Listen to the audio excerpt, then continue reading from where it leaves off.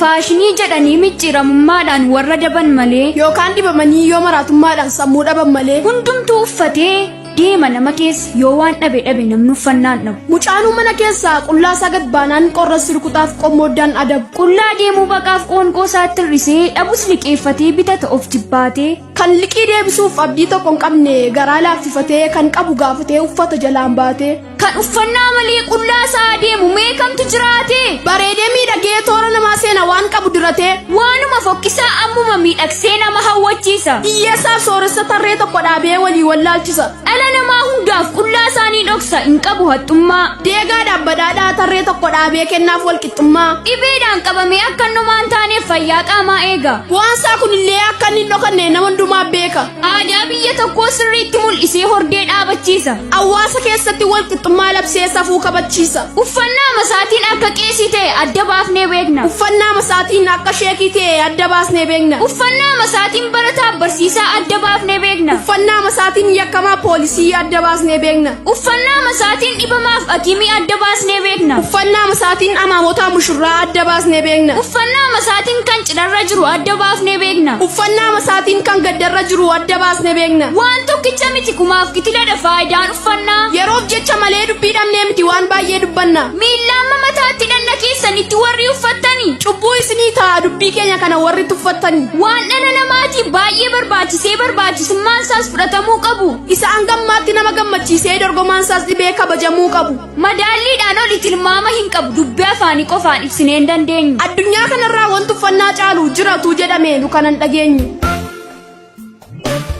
Faayidaa uffannaa dubbachuun keessanii gaariidha garuu waa dogoggortanii. Kottaa waa dubbannaa yoo nu dhageessan bu'aa uffannaa qofaa maaliif hordoftanii? Faayidaa uffannaa qofa hubattanii yaada waa hin baasne duukaas luuccoftanii. Maaloo maal taatanii sammuu hojjechiisuu erga yoo midhiistan moo hin machooftanii? Laastikii afuufanii qat godhanii dhaabu nama fakkeessanii jedhu shaangulliitii. Dhaaba wayyaas ta'e bakka garaagaraatti argachuu dandeessu. Deemtanis gulliitii. Gara baadiyyaatti sanxaxii dhaabanii moo farra buusanii namicha fakkeessu. Akkuma eegduutti uleetti hirkisuudhaan biqila ofirraayyuu bineensa fageessu.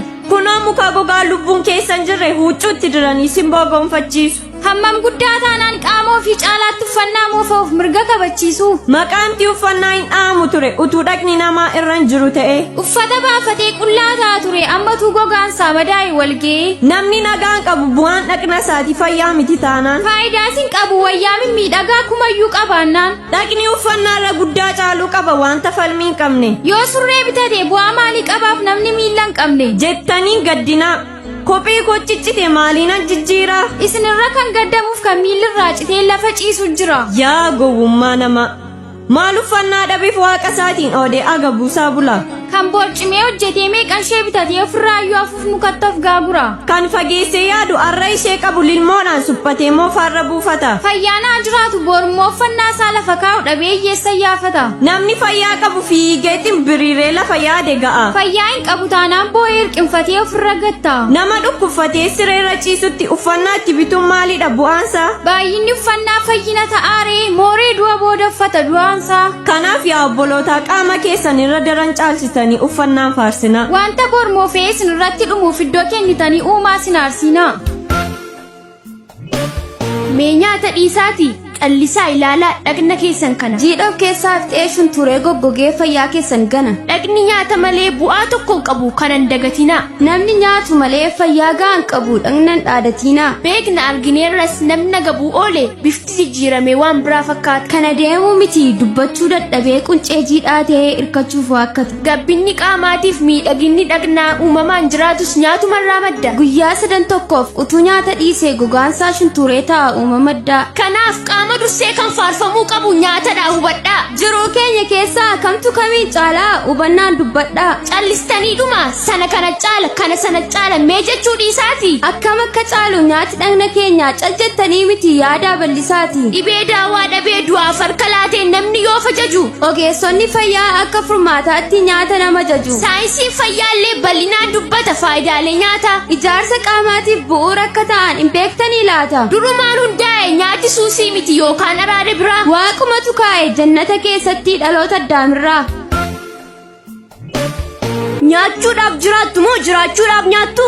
Tole cal jechuu filattu moo deebii akkamii laattu? Kan nu isin gaafanneef nu wallaallee miti deebii gahaa qabna. Jireenyi nyaatarra hammam akka caalu bareechinee beekna. Jireenyi uffataniif hin jiraatamu, uffataniif hin jiraatamu, nyaataniif hin jiraatamu, yaadaniif hin jiraatamu, hubataniif hin jiraatamu, dubbataniif hin jiraatamu, beekaniif hin jiraatamu, deeganiif hin jiraatamu, oliif gadi marmaaraniif, waan argan hammaaraniif. Inni kun nanafiin, inni sun nanafiin. Jiruu koottan jabaadha, yoosan jireenya qabaadha. Biyya keessaa bakkee deemuudhaan wal ga'anii beekaa ta'uun beekamuun waan hunda danda'anii. Kanatu jireenya jechuun yoo deebii dhumaa kennani nuti dhugaa dubbachuuf isaanumaayyuu hin beekani. Hiikkaa jireenyaa nuuf kennaa, jireenya akkamitti hiikama? Ibsuuf hunduun dandeenya, garuu ibsa akkamiin beekama? Yoo mana jireenya ta'e maafummoo keessaa duure, yoo aangoo jireenya ta'e booda maaf irraa buure, yoo qabeenya jireenya ta'e booda immoo maaf iyyoo mure, yoo umurii jireenya ta'e booda maaf dulloo mure. Du'a bira waan hin dabarreef wanti isin guddaa gootan, kanaafuu kun jireenyaa reeffayyumaa addaan footan. Kana hubadhaa yaajamaa gurra nu ergisaati, dubbii jireenyaa dhagaa wanta darbu dhiisaati.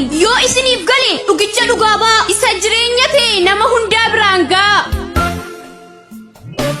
Jireenyi ilma Waaqayyooti, isa ol araaraa ta'e nama dhugaaf qalame, ofii masaan nu jaallate, isa kakuun bara baraa karaa isaatiin nuuf galame. Kanaa wanti kan biraan gonkumaa jireenyaan ta'u, Kiristoos qofti jireenya ta'u namni hundumaa dhaga'u. Akka nuti jiraannuuf kan ofii isaa nuuf laate, warra jaalalan beekne jaalalaan nu jaallate, isa waaqarraa dhufee qooda keenya dhiphate, du'a keenya nuuf du'ee isa nu kaadhimmate. Hammam yoo wal jaalayyuu qabeenyi jiru kamiyyuu maallaqumaan bitame, lubbuu keenyatti garuu dhiigatu dhangala'e gatiitti baafame. Nyaatis ta'e uffannaan jireenyaa wabii ta'e du'arraa nama oolchu, yookaanis karaa ta'e isarra imalanii jireenyatti nama galchu. Sababni fayyuu keenyaa dhangala'uu dhiiga isaati, nuti jiraachuun keenya bu'aadha maatii isaati. Kunoo gaa nuti akkasitti jireenya dhugaa arganne, sababa isaas dhiyaanne warri abaarraa fagaanne. Waaqa namaaf nama ta'e dhiiga isaa dhangalaasee cubbamoota firoomfate, warra cubbuudhaan fagoo ture qooda keenya fudhatee ofiisaatti nu aanfate. Nagaadhaan akka jiraannuuf jireenya isaa nuuf laate, qooda keenya nuuf darbuun fannoo keenya nuuf baate, fannoo keenya nuuf baatee itti immoo fannifame, qullaa isaa nuuf dhaabatee nuuf jedhee addeeffame.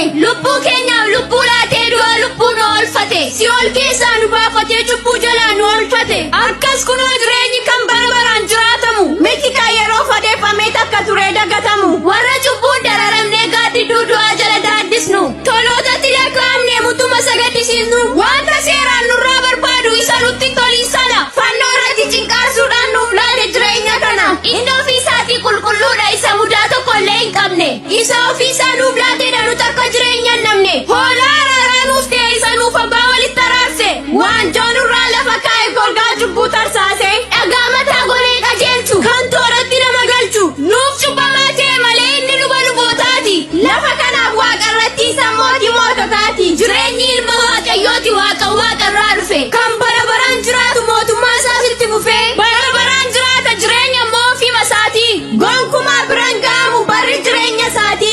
Wanta du'an darbine jireenya jechuun danqaadha, kan du'a darbee jiraate Yesuus ilma Waaqaadha. Kanaafuu jireenyi nyaatarra guddaa hin caala, dhagnis uffatarra guddaa hin caala. Luqaas 12:23 irraa deemaatii ilaala. Wanti biyya raasu akkamiin nu raasa, utuu gooftaan jiru taa'ee mirga baasa. Wanti biyya raasu akkamiin nu raasa, utuu Yesuus jiru taa'ee mirga baasa. Itti deemnaa mo'ichi keenya, hin qabsoofnaa mo'ichi keenya, hin sodaannu mo'ichi keenya. Wanti biyya raasu akkamiin nu raasa, utuu gooftaan jiru taa'ee mirga baasa. Wanti biyya raasu akkamiin nu raasa, utuu Yesuus jiru taa'ee mirga baasa. Itti deemnaa mo'ichi keenya, hin qabsoofnaa mo'ichi keenya.